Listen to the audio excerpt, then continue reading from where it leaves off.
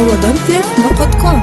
Gözleri süzülüp duran, dilleri üzülüp duran, memeleri gezenip duran Nurcan. Aşık boldum Leylim sana, mehrimden suya akayın, vah yüzün nuruna bakayın. Giş taptım tez yitirdim seni Leyli, nereden gözlep tapayım. Aşık boldum Leylim, Leylim, seni söyleyen Leylim. Aşık boldum Leylim, Leylim, şeyda boldum Leylim.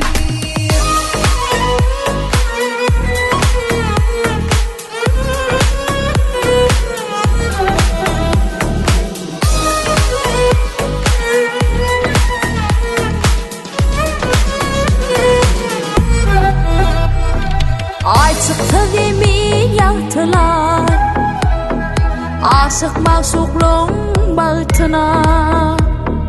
Heveslim yanıp kalmasın, vah kolayla Leylim tahtına. Kebabın tüsüsü var, aşıkların gustosu var. Posalar verse evinden can, doğduğunun sesi var. Aşık boldum Leylim, Leylim, seni söyleyen Leylim.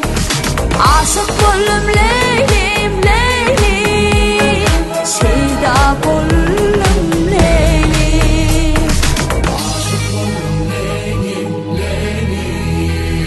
Seni söyleyen Leylim. Aşık oldum Leylim, Leylim. Şeyda boldum